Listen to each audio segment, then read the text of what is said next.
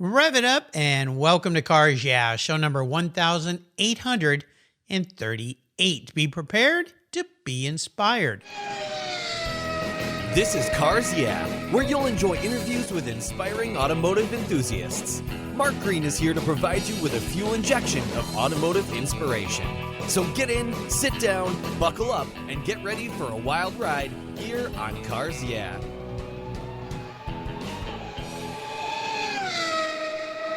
Hello, inspiring automotive enthusiasts, and welcome to Cars Yeah. Today I'm in beautiful Walnut Creek, California, with a very special guest by the name of Joe Ottati. Hey, Joe, welcome to Cars Yeah. Do you have it in gear, and are you ready to release the clutch?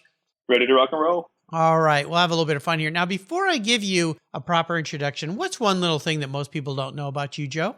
Well, something that people don't know about me, totally unrelated to cars. When I was a little kid, like 10, 12, I self-taught myself bass guitar. I actually got pretty good at it. And some adult bands actually started wanting me to like play with them. So I actually played in some adult bands, kind of like cover bands for, classic rock stuff. When I turned 16, I got uninterested in it because, I got keys and, a license and started to go crazy with cars. I still have my bass, but it's dusty now. Yeah, I grew up playing guitar. In fact, I taught guitar for years, and I do still have a bunch of cool guitars, but I don't play them as much as I should. And every time I have a guest on that plays or has played, I always think, I need to pick that up a little more often and play it a little more often. Now, the bass was not my forte. I just played the regular six-string electric guitar and acoustic guitar, but certainly loved it. Played in a little band in high school and had fun with that. But music is a great thing for young people for sure. But that's cool that you were self-taught, because I had to take, well, I didn't have to, but I took music lessons from a classic teacher who taught scales and all that kind of stuff. And at the time, I just hated it. I just want to learn how to play a song. And he made me go through that process. I remember my mom would put a little timer every day, 30 minutes. You got to practice 30 minutes. But I actually learned to love it, and it was quite fun. And when I taught guitar, it was to young people, and that was enjoyable too. So, I could read music and write music, and a lot of that's disappeared from my brain. Every once in a while, I can see something and kind of, oh, I know what that is. I go, where did that come from? Somewhere back in the recesses. Very cool. Awesome. Well, we're going to talk about cars today and that obsession you have. Joe Ottati is the co-founder of VALT AutoClub, where he's in charge of events and rally planning. It's an automotive lifestyle and event business based in Northern California that he started with two of his friends in early 2020. One of them is a past guest here on Cars Yeah by the name of Robert Eppley. While earning his bachelor's degree and master's in business management, Joe founded a specialty restoration and sales business he called Distinguished Auto Group. His business included high-end detailing and ground-up restorations with a focus on BMW and Mercedes vehicles. While his passion lies with these marques, he's also known to dabble in the occasional Range Rover Classic and other brands. We'll be back in just a minute to talk with this great guest, but first I want to say thank you to our sponsor, so give them a little love, give them a little attention, and we'll be right back.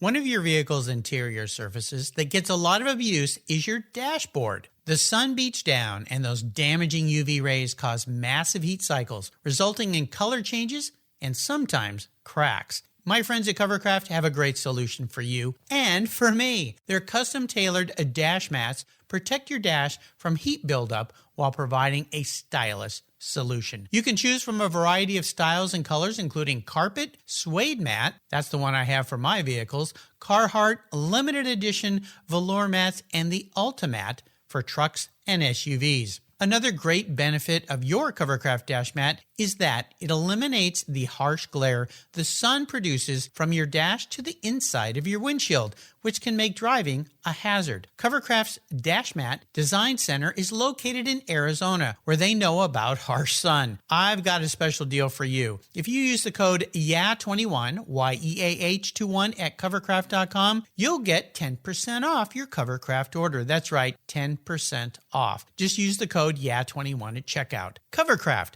protecting the things that move you. I was tired of my rates for my collector car insurance going up every year for no explainable reason. My carrier seemed to be turning into a media company versus an insurance company, and I realized that a portion of my policy premium was paying for all those so-called free media goodies. So I did my homework, I talked to knowledgeable collectors, shopped around, and discovered American Collectors Insurance. They've been serving the collector car hobby since 1976. You last that long by properly serving your customers' insurance need, not with a lot of fluff. ACI is ranked the #1 online collector car insurance provider according to Google, Trustpilot, Facebook, and they offer their real person guarantee live support. No never-ending phone loops when you need help. Plus, because you don't use your classic car as a daily driver, you could save up to 40% compared to regular auto insurance. American Collectors Insurance provides agreed value policies. So if you experience a total loss to your collector vehicle or it's stolen, you'll be paid the amount listed on your declaration page, less any deductibles, of course. No ifs, ands, or buts. Give them a call today and ask for your free quote at 866-ACI-YEAH. That's 866-224-9324. Tell them you're a friend of mine, Mark Greens at Cars Yeah. American Collectors Insurance. Classic car insurance designed by collectors for collectors. All right, Joe, we are back. So let's dive a little deeper into the corner and talk a little bit about this new project that you and your buddies have started, VALT AutoClub. What caused you to venture into this, and take us on a journey on what this is all about, what it means to you, and where you want to take it into the future? Yeah, of course. I mean, VALT AutoClub is an automotive lifestyle events business, as you were saying. It originally started because, with the whole situation that was happening in 2020, there was nothing going on. And we felt that we wanted to kind of reignite the car passion a little bit in our area. So we kind of went for it. Our primary mission is to provide people in the community with an anti-snob yet relatively high-class automotive experience all year round. As you were saying, I'm in charge of the events and rally planning. And today, we're currently ramping up things for the summer and are currently in the process of planning for some smaller events and experiences during Car Week of 2021 in Monterey to get our feet wet in that space. So really, this was a passion project that turned into a reality for us over the year. It's cool. So tell us a little bit about your end here. You're talking about events and rally planning. What's your vision for what some of these events look like? Yeah, well, rallying is my favorite. Backroads driving is something I'm extremely passionate about. I'm a big proponent of not needing to always be at a track to enjoy your car. So, my whole life I've grown up around these back roads. So I just kind of wanted to share them with people. So in terms of rallies, it's literally just 300, 400, 500 miles of back roads that we can enjoy together. And in terms of the events can range from gigantic 2,000 people, multi-vendor display experiences, more of like kind of a festival, so to speak, of cars. Mm-hmm. And those are really, really fun. And those range from featuring, JDM stuff to like Italian stuff in other situations. Our smaller events feature local businesses, and we have about, 50 to 60 different cars at each of those.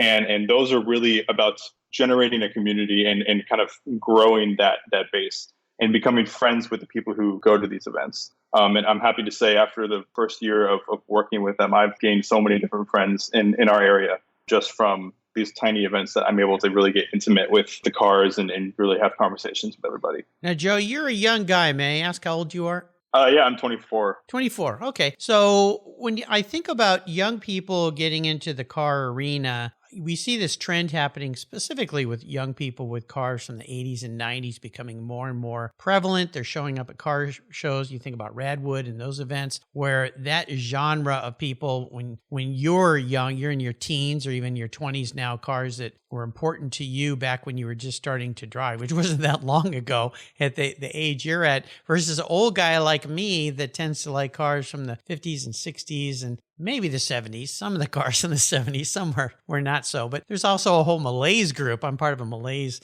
group on Facebook where they love cars from that era, which is a fun group. Do your events typically include all different kinds of cars, or do you have different events for different kinds of mark? You mentioned Italian cars and so forth. I know you're a guy who loves German mark cars. Yeah, so actually one of the things that our larger events are known for is the extreme diversity that we bring out. So one thing that the Bay Area is known for is just their extreme diversity of cars. So you'll see a Pagani Huayra right next to a CRX SI or something. There's the two very different vehicles. Exactly, and that's what we love. We love that stuff. We love having super hyper cars that no one ever sees parked to a car you see 18 times a day. Passion of us. The smaller events are geared towards specific marks. So we just had one last weekend that was themed with British in mind. So we had a lot of Range Rovers, a lot of Aston Martins, all that stuff. Yeah. So we try to get both sides. Let's go back in time a little bit for you. You talked about putting your base down and grabbing the car keys and going for a ride. When you first started when you got your license, started getting into cars, what are the cars that really excited you? And typically for young people, when we're young, we can't afford the dream cars, but we can certainly dream about them. Were there cars that you aspired to have in your garage one day? Yeah, I mean, so I might have like a different story than a lot of younger people that are my age. My dad is a huge car nut as well and was into older BMWs and older Mercedes my whole life. So what I lusted after were E28 M5s and E34 M5s, and while my friends were lusting after the newest Ferrari 458 or whatever was out at that time. Yeah. So whenever I would show up to a car show with my dad in like a box with wheels, and I would have to explain to them like, this engine is so special, the individual throttle bodies, it's hand built, all this stuff, they just didn't get it. And I didn't understand why they didn't get it. So I really, really wanted an E28 M5 when I was younger. The first car I bought myself when I was 16 was an E30, primarily because I couldn't afford that E28.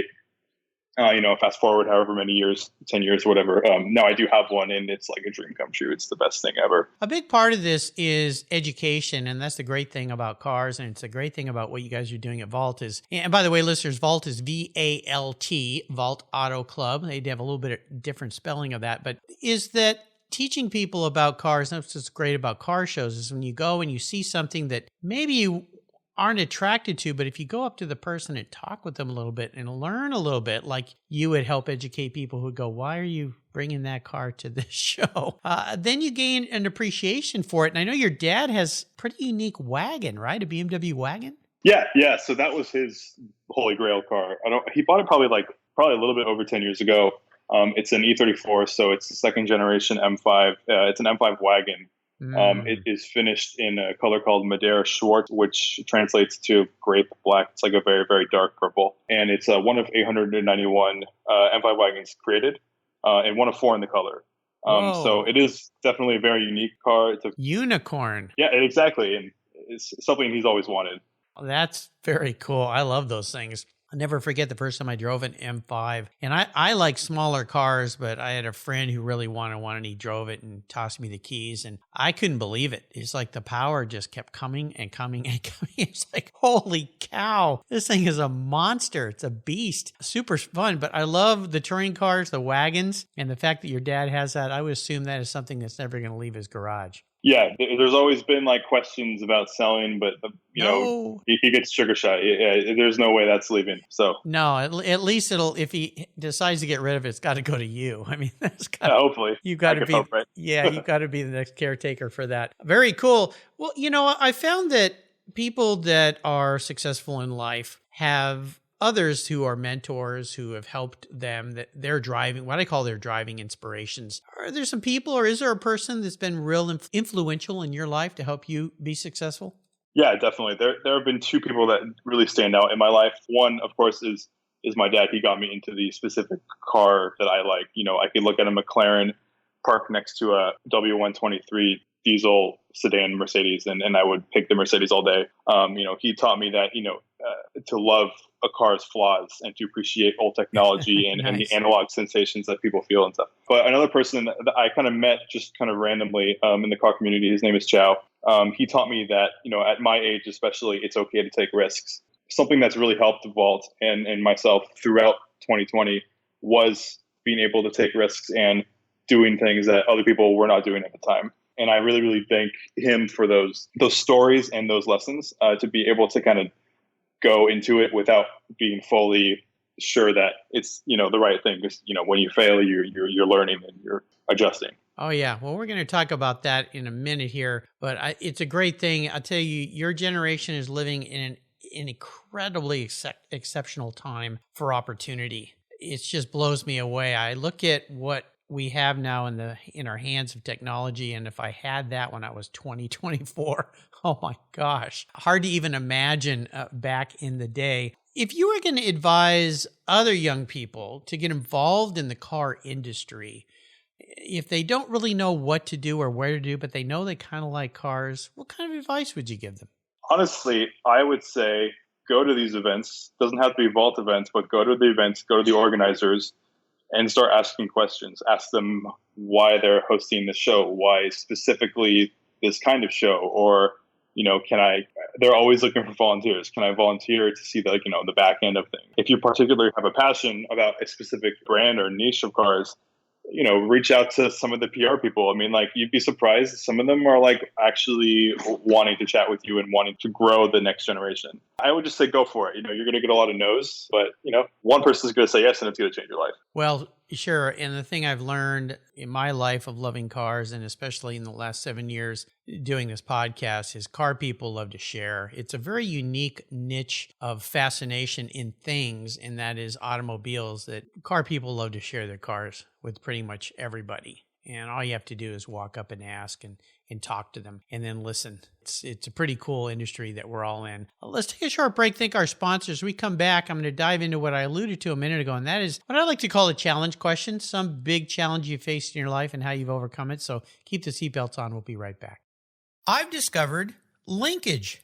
It's a new quarterly publication and website that covers the automotive market, driving, restoring, collecting, and discovering your passion for motor vehicles. Linkage is about experiences, opinions, and values.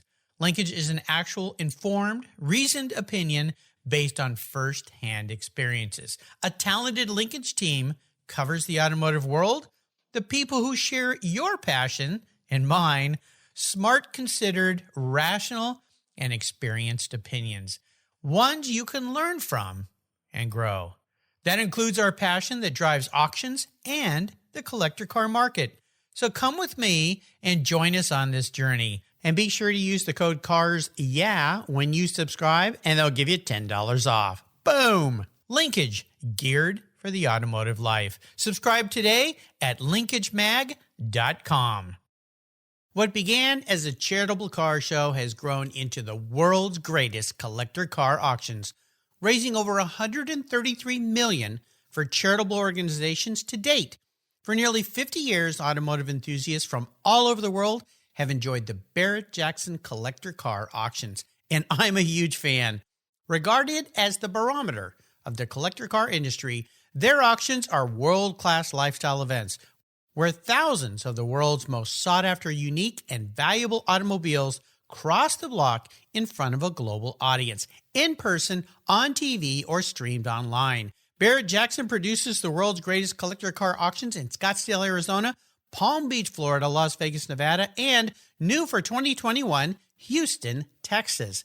The excitement of Barrett-Jackson auctions is contagious, and a unique experience is not to be missed.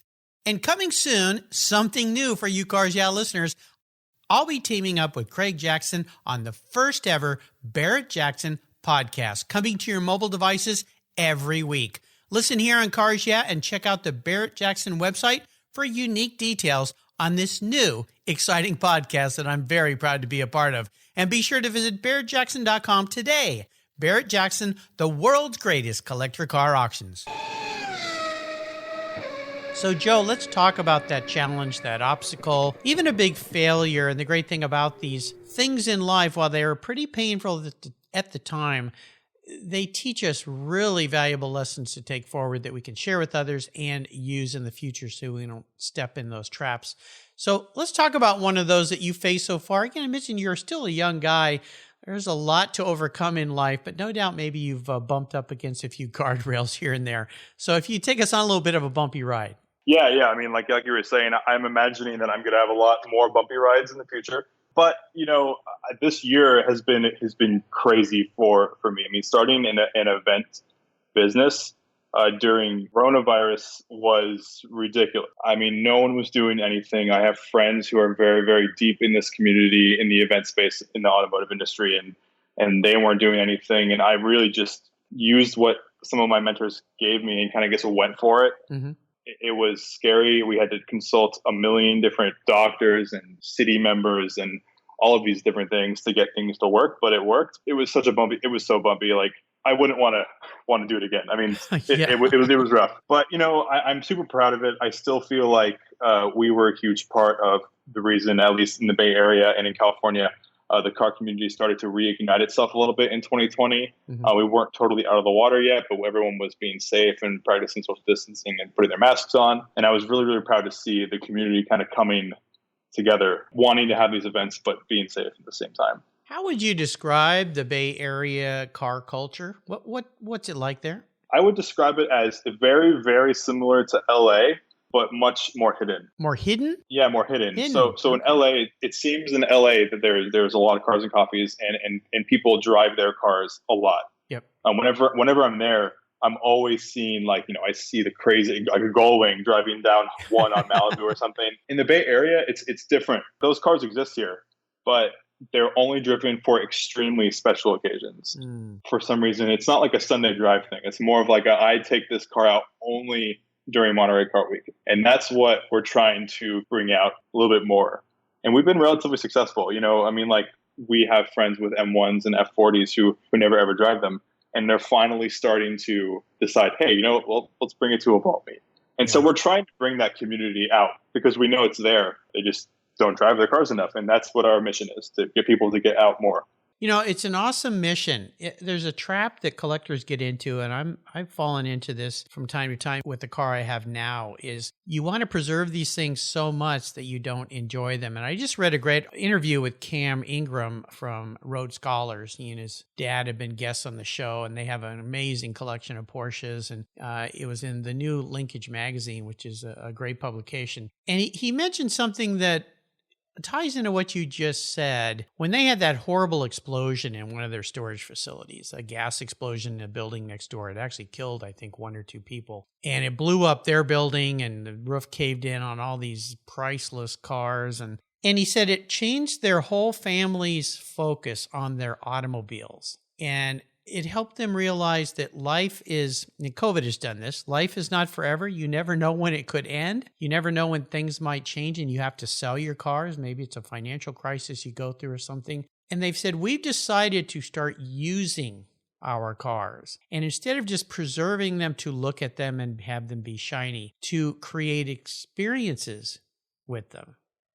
And I can say, being an old guy who's been through this, I've sold so many cars, collector cars, and watched them drive away and looked at my wife and said, wow, I saved that car for that guy. Why did I do that? Why didn't I drive it more? And I love to hear that you're trying to create events that more people can come to, they're inclusive, and that people can come and enjoy and be a part of this thing and use their vehicles. It's a really, really important lesson that someone like me, being older, can teach younger people is don't save them for the next guy. It doesn't mean you're not careful with them and you don't take care of them, but get out and enjoy them, because life and tomorrow is not guaranteed. You just don't know. And you'll go through life preserving these things and then realize, I should have had more fun. It's a really important lesson. I'm glad you brought that up. Yeah, and that's what I always tell people. I mean, why wait? You bought your car with your hard-earned money. You should be able to enjoy it as much as you want. And just imagine the quality of life someone would receive if they took their car week car out more than just one time a year.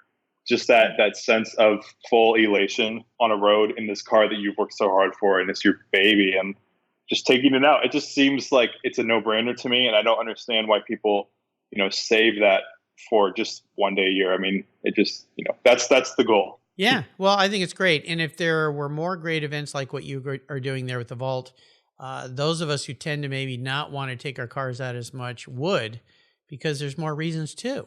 And also to go have fun and to share and be around people. And that's the other part I've learned about cars and people, is that the cars are really just the catalyst that bring the people together. It's really about the people and the people you meet. And you never know when you meet somebody at an event who that person will become in your life. Could become a big key player. You just don't know. It's great. And You got all these people you can learn from. So if you see a car you never dreamed you would maybe want, you might go, maybe I do want that car. Let me talk to that guy or that gal and learn more about it. So I think it's a wonderful thing that you're doing. When you look ahead to your bucket list, let's say in life, and I'm not going to go too far down the road because it's just too far to look, but let's say the next 3 to 5 years, what's on your bucket list? Well, the next 3 to 5 years, in terms of Vault, I really want Vault to be a commonplace name in the minds of car enthusiasts, not just in California, but all across the country. The primary goal with Vault is to be somewhat of a traveling Pebble Beach. We want that level of class, but also want to feel approachable at the same time. Mm-hmm. I really, really want in the next 3 to 5 years to be a household name and to get, a large community together, again. Well, I think you can certainly do it for sure. And the fact that you can now reach out to people so easily and let people know you exist and you're there and so forth is certainly a great way to do it using today's technology. Let's talk about a special vehicle in your life. You've talked about your dad's wagon and the first car you bought. Is there a real special vehicle in your life that really stands out? And if so, tell me a little bit about that. Share a memory. Yeah, definitely. Something that definitely stands out. I had a French specification Mercedes 300 TD wagon, so a 1983 Mercedes diesel wagon. The typical, you think of a wagon, and that's what it is. I bought it in northern Washington, basically on the border of Canada, I think in 2017. Mm-hmm. Completely ratted out. Everything was broken. The paint was gone. The interior was destroyed. Everything was ruined. Drove it home that day. Was the worst drive ever. Nothing worked. Even the wipers didn't work. It was pouring rain. I couldn't see anything. But we got it home, and over a process of about 2 to 3 years, I fully restored it, and it was like it was my baby for a solid 2 or 3 years. I took it to all the shows, took it to all the events. I took it on drives. I vividly remember a time when I was a sophomore in college, driving on Highway 1, super, super late at night, just on a drive with all my windows down. And, it was just me in the car, and I could hear the ocean, the diesel clattering, the smells.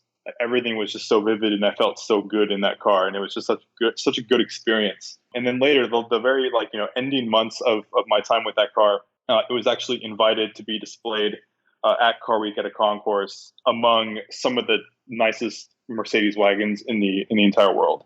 So I was super honored about that, and it felt right at home. Wow. I later ended up selling that car just because I felt like my time was finished with it, and I wanted to give it to someone else. But it was a huge honor, and it was a car that really taught me a lot about attention to detail. Those cars are so cool. Are you familiar with Mercedes Motoring, J.G. Francis? Yeah, so those are the wagons that I was displayed next to. Okay. Yeah, the Italian one. If you know the story of the green wagon that was found in an abandoned building in Italy with 3,000 miles on it. I know it very intimately. In fact, I'll send you a picture of me sitting in the back of that vehicle. No, please. Yeah. So I was parked right next to that in 2019. It was crazy. Yeah. I know all about that car. A good friend of mine's involved in that car. He's had many cars from JG. Yeah, another guy is Roy Spencer, Mercedes Heritage. Are you familiar with Roy? Mm-hmm. Yeah, but I have a friend who's bought a few cars from him. I mean, those guys have some pretty cool niche markets that they're doing. And I got to spend a day at JG's place down in California. He's now up north of me on Orcas Island, operating out of there, which is interesting that he's chosen to go up there. I know he wanted to kind of get out of LA and go somewhere different to raise his child. Those old cars are just rock solid. They're like vaults, and they're so cool. And I'm so glad to see them kind of coming back of age right now. If you could believe it, my car had 276,000 miles. Wow. And of course it was restored. There was no wind noise. There were no creaks. Yeah. Stuff that you really can't avoid even after a restoration unless you're completely nut and bolting it. But that car was just so solid and so awesome. And I have a huge affinity for Mercedes now. I'm always trying to find the next tank to drive around. I would imagine there's, as JG said and Roy, that these cars are out there, and a lot of them are in estates that were cars in wealthy families that maybe weren't driven a whole lot. Some of them were workhorses, but there's still lots of those. They were built. So many were built. There's a lot of them available. So yeah, definitely. They're wonderful cars. I'm going to crawl into your head a little bit here, Joe. If you were manifest as a vehicle, what would you be, and more importantly, why? Yeah, so I'm not going to lie. This question is super tough. Good. It forced me to dive deep into myself. And, I love everyone probably wants to tell you that they're like McLaren F1s or something. But I really look at myself. I derive, three traits. One, I'm quiet and introspective, relatively. Two, I can be intense when necessary, but only when necessary. And three, efficiency is my bread and butter. Okay. So I've come to the conclusion that I would be a W124 of some kind. So the generation after that Mercedes I was just talking about, a Mercedes 500e from the early 90s, just so I feel special, helped being built by Porsche. Yep. I'm very under the radar with characteristics that might surprise you, quiet, comfortable, reliable, solid, nothing crazy. I don't rev to 9,000 RPM, but I do move well. And I'm surprisingly agile if necessary. You thought this through. I did, for like a week. Good. Because I couldn't figure it out. But yeah, that's what I've come to the conclusion. After driving so many of them, I think that's what I would be. Oh, they're killer. They're just killer. I have a friend that just found an incredibly low mileage one. I've got another buddy that has one. I'll tell you, when those cars were first coming out, I'd heard about them. And I was at the Porsche factory. And we were picking up actually a car there. And I was given a tour, and we walked by this one building, and I kind of looked in the window and I see all these Mercedes in there. And I looked at the guy and I said, "What's in there?" And he goes, "I can't take you in there." And I said, "But what's in there?" And he kind of smiled a little bit and he goes, "Well," and I said, "That's the 500e, right?" He goes, "Yeah." Very, very cool cars. I wanted one of those so bad when they came out. Yeah, they're kind of, well, they've come back as a collector car. I think they've always kind of been a little bit one, but now you're starting to see nice versions. I know my buddy gave a pretty penny for the one that he found, but it was really low mileage. It's a perfect car. So it's kind of stuff he likes to buy. I always tease him and say, "You need to drive your stuff more, dude. It's just stuff sitting around is no good." But that goes back to our conversation before. How are some ways you like to give back to others in the automotive sector, Joe? Yeah, so Vault originally started life as a charity car show at my college that we called St. Mary's Cars and Coffee. Mm-hmm. We partnered with the Red Cross and took donations to purchase kind of food packages for people overseas. Nice. So right now we're in the process of getting that revamped whenever St. Mary's allows people back on campus, because right now it's closed from COVID. We're going to get that event started up again, which is going to be really fun. And on top of that, just in terms of young automotive enthusiasts that want to get into the business, we have a blog on our website that is open to anyone who wants to write something. All they have to do is send us an email and say they're interested in doing something. Whether they're, just kind of starting or really kind of trying to get their feet wet in the automotive journalism space. Yeah. We want to give everyone a chance to be heard. Oh, that's awesome. So, if anyone's listening to this and wants to, write a piece and is new to the market, please send us a note. Well, there's an open garage door, listeners. If you've always kind of wanted to venture into the world here, here's your chance to put something out there, see what happens, see how it comes back. So check it out. I'll put a link to that on Joe's Cars Yeah show notes page. How about reading and great books? Is there one you'd like to share? Yeah. So I've read this book probably 30 to 40 different times. Wow. It's a small book, Speed Secrets by Ross Bentley. Oh, yeah. I'm sure you've been recommended that before, but I've learned so much about driving dynamics and the physics behind, a moving vehicle, to the point of I could feel the things I've learned happening under me. And so I can't recommend it enough. If you want to go on a track, if you want to do an autocross, it's reading it's a must read before, because it prepares you so well. Oh, it really is. It's an awesome book. When I first started racing vintage cars, a friend of mine gave me a copy of that book, and it was very, very helpful. Ross lives very near me here. He's been a guest on Cars Yeah. He was a very, very early guest. In fact, he called me a couple of years later and said, "Hey, I want to start a podcast." So I kind of helped him walk through what you need to do. And he now has a weekly podcast. You can also sign up if you're into lots of driving, whether it's racing or driver's days. You can sign up at Speed Secrets and receive his emails. Awesome guy. Incredible book. Yeah. Everybody needs that if you like to drive fast in any occasion. So Speed Secrets by Ross Bentley. That's one of those Bible books for car people. One more short break. And we come back, we're going to go on the ultimate drive, or in your case, rally. So we'll be right back.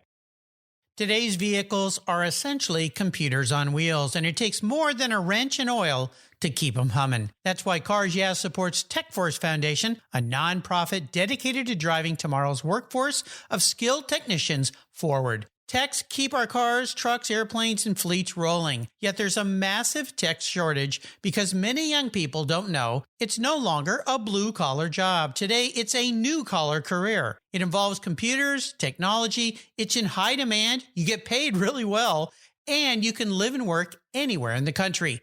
I know you're passionate about cars, trucks, and motorcycles, and you can help pass that passion on to the next generation of techs so our rides keep rolling down the road. Visit techforce.org today and learn how. So we're going to go on the ultimate drive, ultimate event rally, whatever you want to call it for you today, Joe. What does it look like? Meaning, what's the vehicle?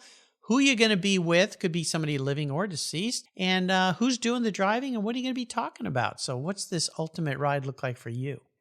Yeah, so I would be in a 300 SL Roadster. It would be in dark gray over red leather, with the Euro spec lights, so not the circles, but the kind of sad-looking ovals. Yeah. I just love that car. Everything about it, the way it moves is awesome. So I would be in that car. I would be driving that car. And I don't know if I would be with anyone in particular. When I go on drives, it's very therapeutic and almost kind of like a therapy session for me in social ways. Yeah. So I think it'd just be me in the car. There'd be no talking. There'd be no music. It'd just be the engine, the feedback, and just the wind noise. I care deeply about those details. Of all the people I've talked to that do a lot of rallies and drives, the 300 SL, whether it's the Roadster or the Gullwing, is the car to have.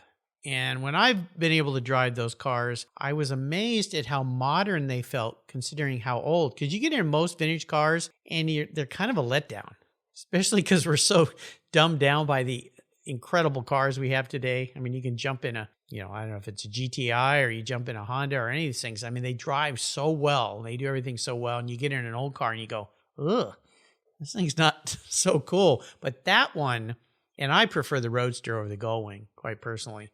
I think it's just cooler. I know the Gullwings, everyone's rolling their eyes right now, but I think that would be cool. Obviously with the Rudge knockoffs too. Yeah, of course. You got to go all the way if we're going to go SL. Yeah. That sounds like a very nice drive. Yeah. Now, where would you be? Do you have a road you'd like to be on? Yeah, definitely. It would be a closed off Carmel Valley Road on a warm summer evening. Okay. Maybe go up Laurel's Grade, up and over down to the track? All the way. Yeah. Basically, once Carmel Valley starts, basically right in, as south as possible, would go all the way down that road and then would finish up at Laurel's Grade. Sounds like fun, a very nice drive, and you've taken us on a nice drive today, Joe. Before I let you go, could you share a parting quote, words of wisdom, a little bit of advice? Yeah, definitely. So in my mind, there is no time to think when starting up a passion-based business.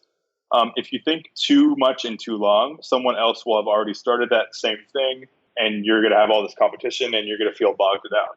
So if you're passionate enough to do something, just do it. Simple as that. Risk is okay and it's necessary for improvement. Don't get bogged down by overanalyzing every facet of the business. Things will have a tendency to work themselves out over time. So if you keep on, keeping on, it'll work out. Yep. They always say, when's the best time to plant a tree? Last year, a decade ago, yesterday, today, do it now. And you're absolutely right. When I look at what I've been doing for the last 7 years, this was a really bizarre, weird thing for me to get into, so far out of my comfort zone and norm. And I remember I dwelled on it. My son gave me the idea, didn't even know what a podcast was. And my wife looked at me one day and she goes, would you just start? And exactly. And that's what I did. I literally launched this website a week before I'd recorded my first show, and I was desperately trying to find somebody. And here we sit, 1,838 people later, inspiring automotive enthusiasts, hopefully inspiring others out there as well, which no doubt you've done today, Joe. What's the best way for people to learn more about VALT AutoClub? Yeah, so we have a website. It's either www.vaultautoclub.com, and VALT spelled VALT. You could join our mailing list, which is where you'll be invited to, member-only events, which is those small lot events and experiences and rallies that we were talking about. Mm-hmm. On top of that, we have an Instagram, which is also at VALT AutoClub, VALT. That's where we post the most. We don't have a Twitter or anything like that. So if you're interested in looking at media, the Instagram is the best way to do that. Absolutely. I'll put links to all of these. I encourage you to sign up, join them. Again, that kind offer to submit some writing, if that's something you want to do, is open to you as well. So check them out, Vault, VALT, AutoClub.com. Definitely they are going places, and hopefully we can all join them when we're in your areas and as you start to expand in our own areas. Very cool.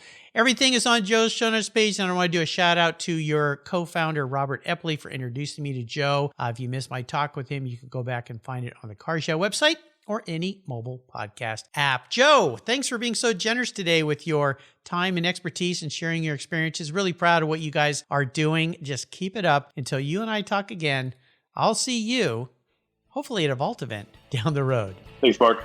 You're welcome. Thank you so much for joining us on today's ride here at Cars Yeah. Drive on over to carsyeah.com to find show notes and inspiring automotive fun. Download your free copy of Filler Up, a fun book filled with gorgeous photographs of fuel filler fun, including quotes from more inspiring automotive enthusiasts. Download your copy today, and we'll see you next time on Cars Yeah.